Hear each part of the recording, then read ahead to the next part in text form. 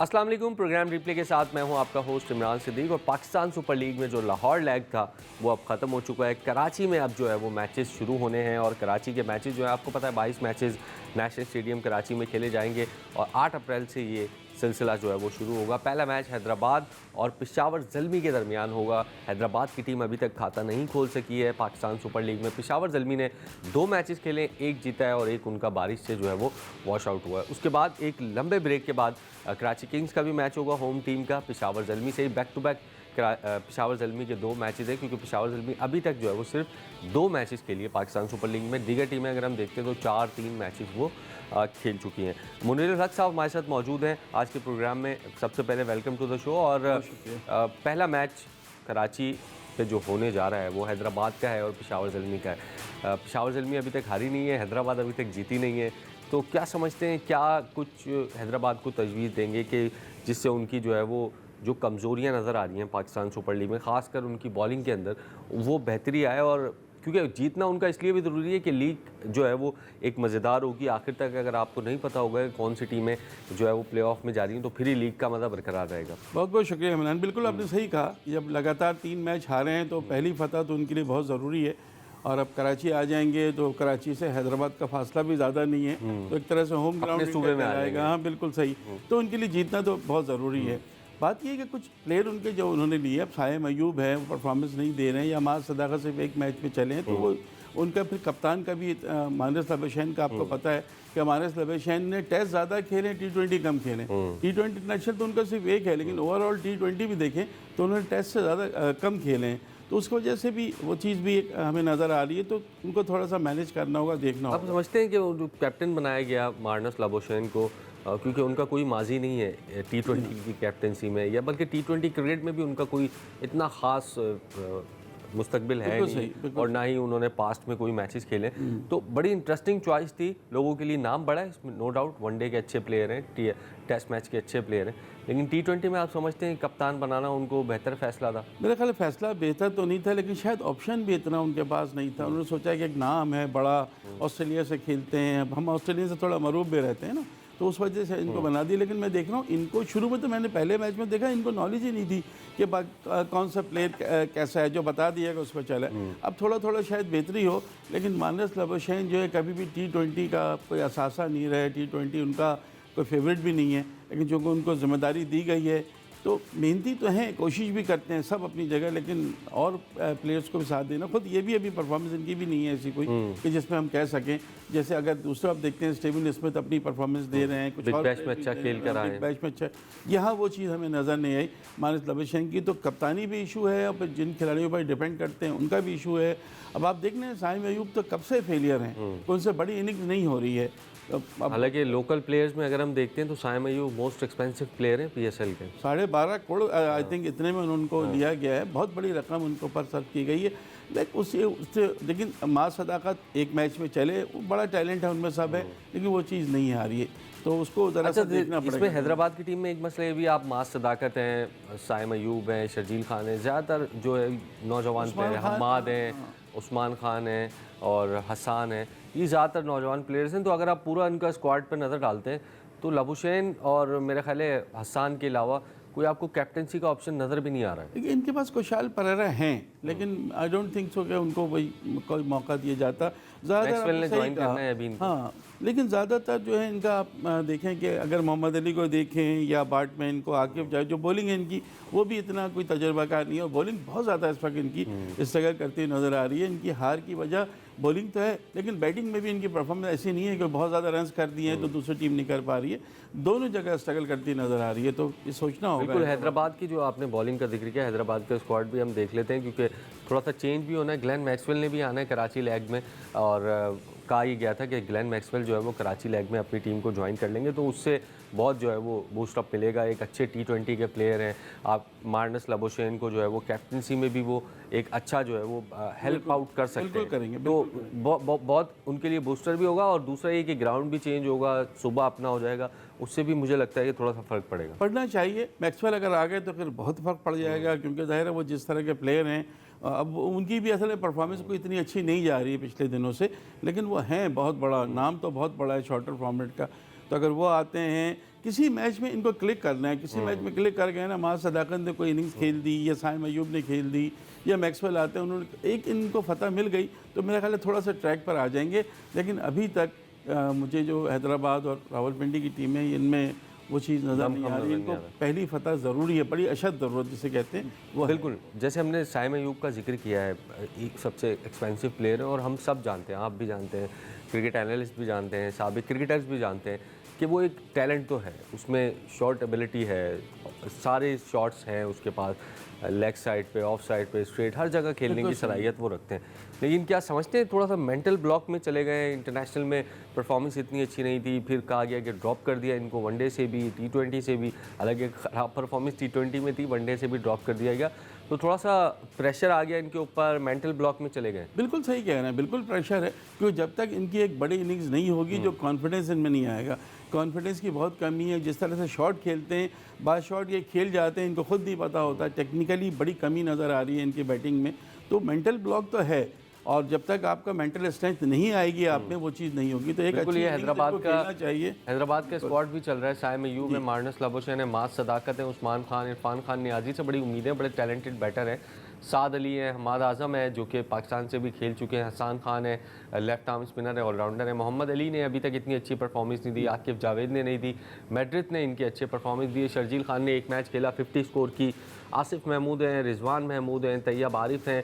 अगर बॉलिंग पे पूरी इन पे नज़र डालें तो बॉलिंग हमें थोड़ी सी जो है वो वीक नज़र आ रही है। ग्लेन मैक्सवेल के आने के बाद इनके पास एक स्पिन ऑप्शन भी आ जाएगा, उसके साथ साथ उनके पास जो है वो एक मिडल ऑर्डर का अच्छा बैट्समैन भी आ जाएगा। स्पिनर्स वैसे अच्छे हैं इनके पास, थिकशाना है, हसन खान है, साइम अयूब खुद बड़ी अच्छी बॉलिंग करते हैं। लेकिन जो मेन कंसर्न यहाँ पर जो नज़र आ रहा है इनकी पूरी टीम के अंदर 21 रुकनी स्क्वाड में, वो नज़र आ रहा है फास्ट बॉलिंग के अंदर। मैड्रिड के अलावा कोई अच्छा फास्ट बॉलर जो इम्पैक्ट क्रिएट करे, लाइक जो PSL में हसन अली करते हैं, जो हारिस रऊफ़ करते हैं, जो शाहीन शाह अफरीदी करते हैं, वो फास्ट बॉलर इनके पास जो है वो आपका कहना बिल्कुल। इस टॉपिक पे बात करते हैं, प्रोग्राम में शामिल करते हैं, ब्रेक के बाद वापस आते हैं। प्रोग्राम में एक मरतबा फिर खुशामदीद। और ब्रेक से पहले जैसे हम बात कर रहे थे, जो हैदराबाद की फास्ट बॉलिंग है वो थोड़ा सा हमें स्ट्रगल करती हुई नज़र आ रही है। वैसे अभी मिड सीज़न ट्रेड भी होती है, चीज़ें होती हैं जिसमें वो एक अच्छे जो है वो फास्ट बॉलर को शामिल कर सकते हैं। वैसे अगर हम फास्ट बॉलर देखते हैं तो इस PSL में स्ट्रगल कर रहे हैं, मोहम्मद आमिर स्ट्रगल कर रहे हैं, नसीम शाह स्ट्रगल कर रहे हैं, अब तो वो रूल आउट हो गए, इस पर भी बात करते हैं, ये भी खबर आई है। फिर हम देखते हैं हारिस रऊफ़ स्ट्रगल कर रहे हैं। तो ये जो हमारे फास्ट बॉलर हैं, जो कोर हैं टीमों की, वो स्ट्रगल करते हुए हमें नज़र आ रहे हैं। तो हैदराबाद अगर मतलब स्क्वाड बनाते हुए, ज़ाहिर है वैसे भी अब इतना मार्जिन तो देना चाहिए कि इनका पहला सीज़न है, अब ये ज़ाहिर सीखेंगे किस तरीके से ऑक्शन में आपको खेलना है, किस तरीके से ग्राउंड में आपने टीम उतारनी है, प्लेइंग 11 अच्छी बनाना, ये भी एक आर्ट है। 20 में से 11 अच्छे प्लेयर्स कंडीशंस के मुताबिक और सामने वाली ऑपोजिशन के मुताबिक निकालना, ये बड़ा मैटर करता है। तो फास्ट बॉलिंग एक वीक लिंक है, और दूसरा अगर ये प्लेइंग 11 अभी भी इस स्क्वाड में से अच्छी बनाने में कामयाब होते हैं तो विनिंग ट्रैक पर दोबारा आ सकते हैं। नहीं, असल बात ये है कि विनिंग ट्रैक पर आना, देखिए वो जो हमने प्लेयर्स की पूरी लिस्ट देख ली,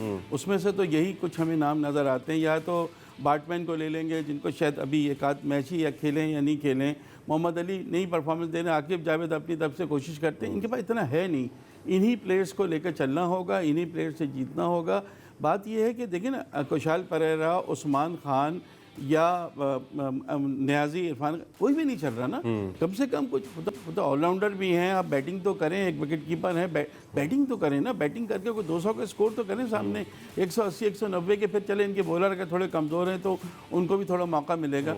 बैटिंग भी तो नहीं हो रही, बॉलिंग तो है इनकी कमज़ोर, बैटिंग भी नहीं हो रही, तो ये हर तरफ से पहले कुशाल परेरा बड़े अच्छे हैं, आपको पता है उनमें कुछ नहीं है। और फिर माज सदाकत, साइम अयूब, इरफान नियाजी, उस्मान खान, सारे T20 के प्लेयर हैं, लेकिन उसके बावजूद उनसे रन्स नहीं बन रहे। अब रन्स नहीं बन रहे तो फिर बॉलिंग कमज़ोर है, तो वो डबल उनको फिर उसका एक तरह से झटका लग रहा है। तो ये बहुत ज़्यादा असल में जो पहली मरतबा कोई आती है ना फ्रेंचाइज, तो उसको आपका कहना सही, चीज़ें समझने में टाइम लगता है सभी, लेकिन एक जज्बा भी होता है ना, पहली दफ़ा है वो चाहते हैं कि वो जीते हैं, थोड़ा सा आगे आकर, लगातार शिकस्त होगी तो थोड़ा सा उनकी मायूसी भी होती है, ओवर ट्राई कर रहे हैं। हाँ, चीज़ों जी को। हाँ, जी हाँ, बिल्कुल। और पेशावर ज़ल्मी का मैच है इनका हैदराबाद से, और पेशावर ज़ल्मी का भी अगर हम स्क्वाड देख सकें, क्योंकि अभी तक सिर्फ 2 मैच खेले, बाकी टीमें कोई 4 मैचेस खेल चुकी है, मुल्तान ने तो बैक टू बैक 2 मैचेस खेल लिए, कोई 3 मैचेस खेल चुकी है। तो पेशावर ज़ल्मी के 2 मैच हुए, कराची में ज़ाहिर है उनके ज़्यादा मैचेस है, बैक टू बैक 2 मैचेस हैं उनके। एक 8 तारीख को हैदराबाद से मैच है, फिर 9 तारीख को कराची किंग्स से जो है वो उनका मैच है। ये पेशावर ज़ल्मी का स्क्वाड जो है हमारे सामने है। बाबर आजम है, मोहम्मद हारिस हैं, इसमें साइम अयूब की कमी इनको ज़ाहिर फील हो रही होगी क्योंकि उनके ओपनर थे बाबर आजम के साथ। फिर कुशल मेंडिस हैं, अब्दुल समद बड़े ज़बरदस्त इनके पावर हिटर हैं, इफ्तिखार अहमद हैं, माइकल ब्रेस्टल बड़ी अच्छी पिक है इनकी न्यूजीलैंड के जो हैं, आमिर जमाल एक फास्ट बॉलिंग ऑलराउंडर है, नाहिद राना बांग्लादेश के एक ज़बरदस्त फास्ट बॉलर यहाँ पर, खुर्रम शहजाद है, अली रज़ा है। तो फास्ट बॉलिंग तो बहुत ही ज़बरदस्त है इनकी। सुफियान मुकीम है, फरहान यूसुफ ये जो अंडर 19 के हमारे कैप्टन है, वो खालिद उस्मान है, अब्दुल सुबान जो कि अंडर 19 के फास्ट बॉलर हैं, शाहनवाज धानी पाकिस्तान से खेले हुए फास्ट बॉलर हैं, काशिफ अली है, मोहम्मद बासित हैं, तंजीर हसन जो कि बांग्लादेश के जो ओपनर हैं वो हैं, ब्रायन बेनेट हैं, एरन हार्डी हैं और शरीफुल इस्लाम है। तो ये फास्ट बॉलिंग तो पिशावर ज़ल्मी की नो डाउट बहुत अच्छी है। और अभी तक उसकी तरह है, कराची की तरह कोई मैच नहीं आ रही है। एक मैच वॉश आउट हुआ है, इनकी जीते हैं 3 पॉइंट्स हैं, तो पिशावर ने तो अभी रिदम पकड़ा हुआ है हम कह सकते हैं। और फिर जो टीम हम देख रहे हैं तो बॉलिंग तो इनकी बहुत अच्छी है, इसमें कोई शक नहीं है।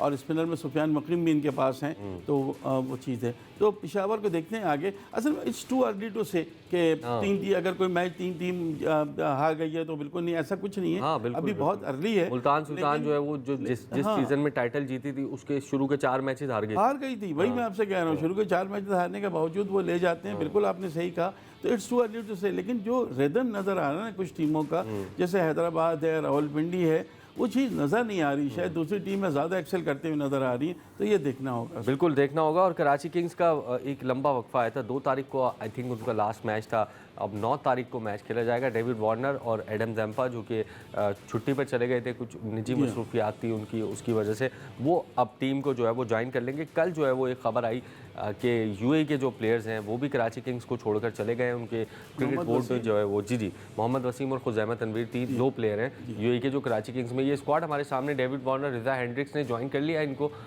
हो सकता है नेक्स्ट मैच में ओपनर हो, और मोहम्मद वसीम अब नहीं है तो ज़ाहिर रिजा हेंड्रिक्स ही बिल्कुल होंगे शायद। सलमान अली आ गए, 7 बेग हैं, आजम खान ने लास्ट मैच में बड़ी ज़बरदस्त परफॉर्मेंस दी है, खुशदिल शाह हैं, बड़े T20 के बड़े अच्छे ऑलराउंडर हैं, मोइन अली हैं, अच्छी परफॉर्मेंस है अभी तक, हसन अली एक साइलेंट किरदार अदा कर रहे हैं और बड़ी ज़बरदस्त बॉलिंग कर रहे हैं, अब्बास आफरीदी ने अब 2 मैचेस फिनिश किए इनके लिए, शाहिद अजीज़ है, एडम जंपा की जो मिडल ओवर्स में बॉलिंग है वो तो बहुत ही शानदार है, बहुत अच्छी पिक है ये कराची किंग्स की। एहसानुल्लाह है, मीर हमज़ा है, रिजवानुल्लाह है, मोहम्मद हमज़ा सुहेल हैं, हारून अरशद हैं, मोहम्मद वसीम है, आकिब इलियास हैं और खुज़ैमा तनवीर जिनकी हम बात कर रहे थे यूएई के जो प्लेयर हैं। तो यूएई के जो 2 प्लेयर हैं वो चले गए, अब रिजा हेंड्रिक्स जो है वो करेंगे इनकी तरफ से ओपनिंग, मुझे ऐसा लगता है। तो आप क्या समझते हैं स्क्वाड को अगर हम देखते हैं तो अच्छा स्क्वाड लग रहा है? देखिए, एक तो ये कि स्क्वाड अच्छा है, दूसरा ये कि अभी तक ये कोई मैच नहीं हारे, इससे बड़ा फर्क पड़ता है। साइकोलॉजिकल का मोरल जो है वो हमें बड़ा बुलंद नज़र आता है।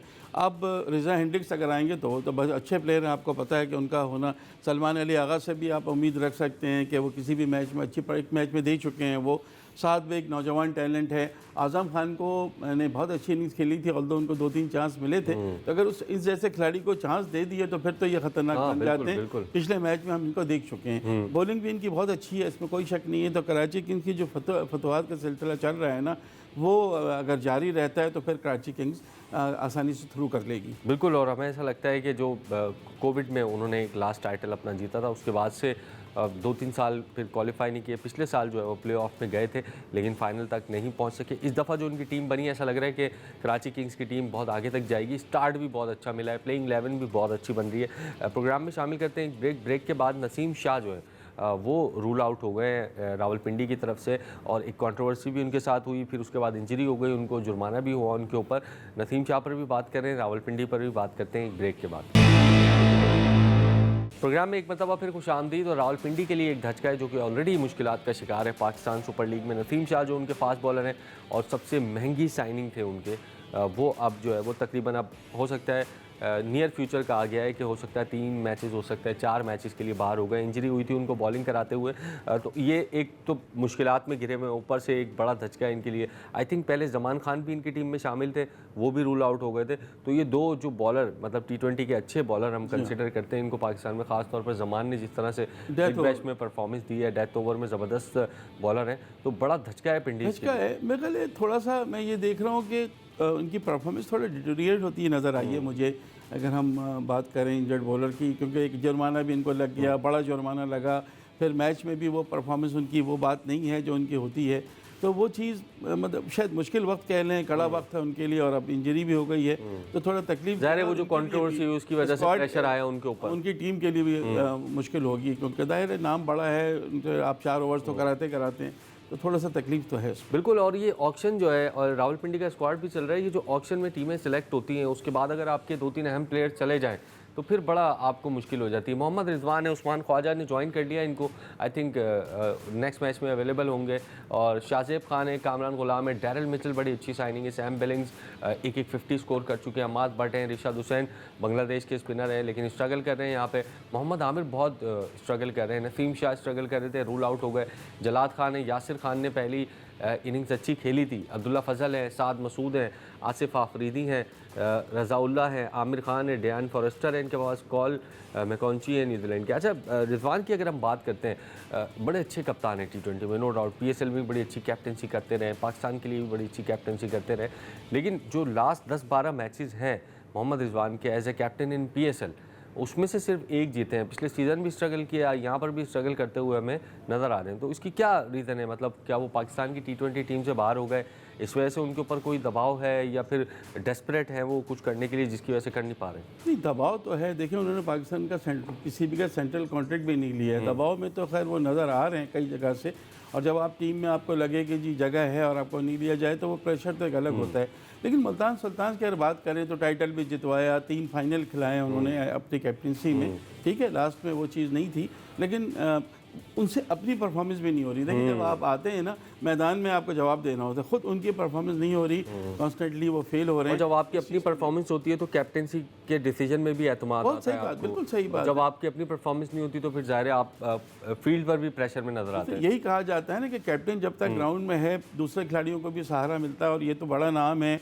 और इतने अच्छे बड़े प्लेयर हैं, मंझे हुए प्लेयर हैं, माने हुए प्लेयर हैं, अब इनसे परफॉर्मेंस नहीं हो रही, पूरी टीम से परफॉर्मेंस नहीं हो रही, सारे के सारे मैचेस हार गए 3 के 3, तो हम तो ये तसव्वुर नहीं कर रहे थे कि रिजवान किसी टीम में हो और तीनों ही मैच उनकी टीम हार जाए, लेकिन परफॉर्मेंस नज़र आ रही है कि नहीं है, और फिर इस तरह प्लेयर्स का रूल आउट हो जाना ये भी बड़ी तकलीफ दे चीज़। बिल्कुल। और लाहौर में दोनों ही टीमों ने स्ट्रगल किया, हैदराबाद ने भी, रावलपिंडी ने भी स्ट्रगल किया। हो सकता है ग्राउंड चेंज हो, कराची में ये लोग आएँ, हो सकता है यहाँ पर हमने देखा है कि बैटिंग कंडीशन ज़्यादा सूटेबल होती है। लाहौर में हमने देखा 130 वाला मैच भी हुआ, 170 वाला, 160 वाला भी हुआ, 220 वाले भी मैच हुए, 225 भी चेज हो गए वहाँ पर।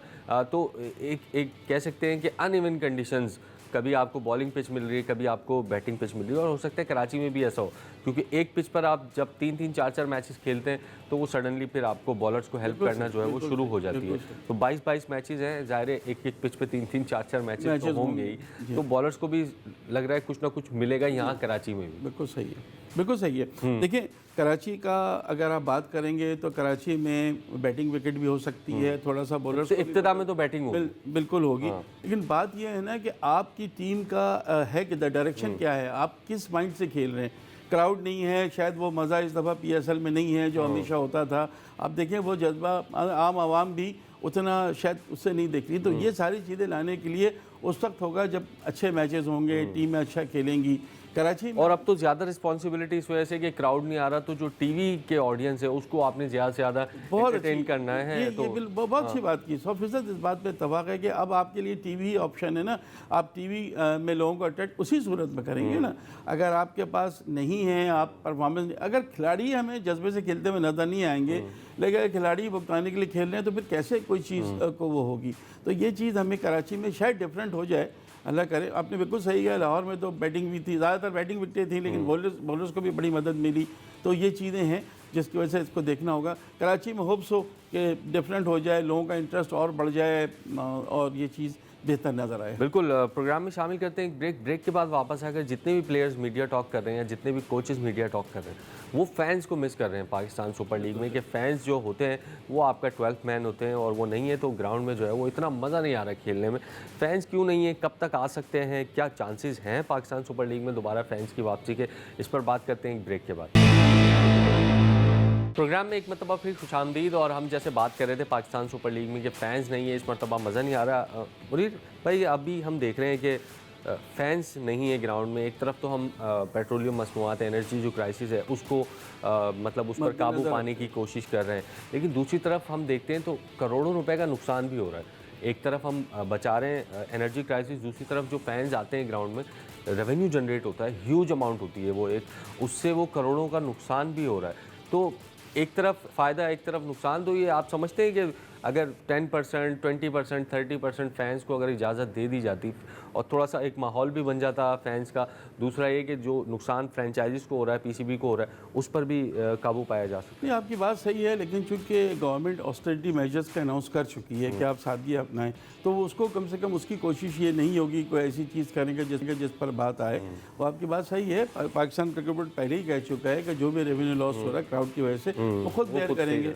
पाकिस्तान क्रिकेट बोर्ड बेयर कर भी सकता है और बेयर करना भी चाहिए, तो उन फ्रेंचाइजीज को तो इतना वो नहीं है।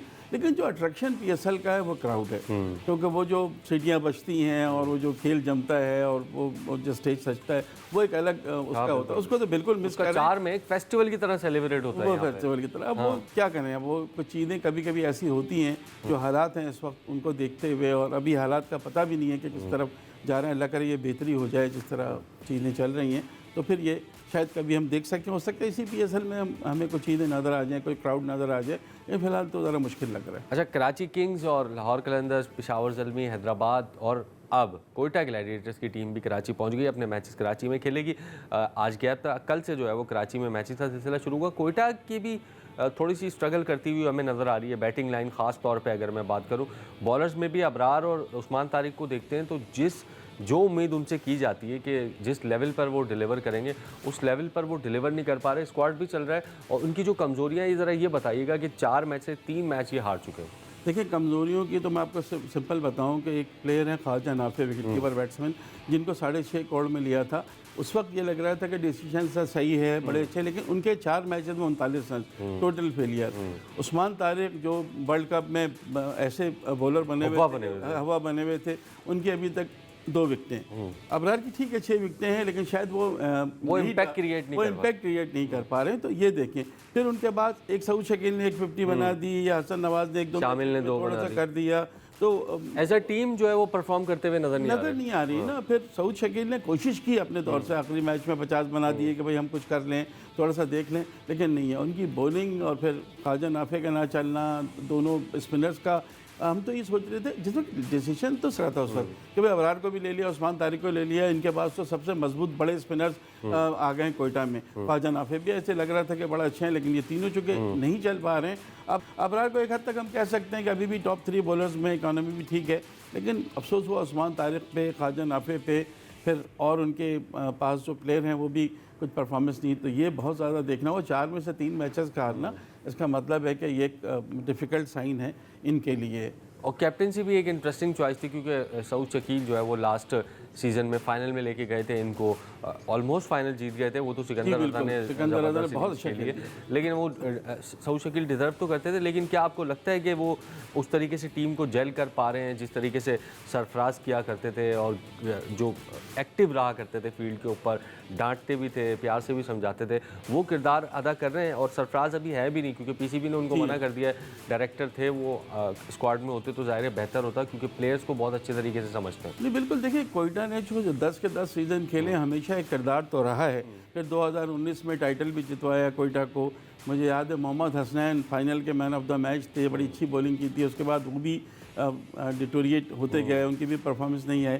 सऊद शकील में वो बात तो ज़ाहिर है नहीं है। और फिर सऊद शकील बुनियादी तौर पर टेस्ट के प्लेयर हम आप सब जानते हैं, शॉर्ट फॉर्मेट के नहीं है, लेकिन उनके ऊपर एक भरोसा किया गया है कि भाई ये प्लेयर हैं जो करते हैं। लेकिन नदीम उमर करते हैं अपने लड़कों पे, कोशिश करते हैं सऊद शकील, लेकिन शायद वो सरफराज वाली बात नहीं है। सरफराज नेचुरल लीडर है, वो बहुत बड़ा नाम है। ये भी कोशिश करते हैं अपने तौर से, लेकिन दूसरों को साथ देना होगा ना।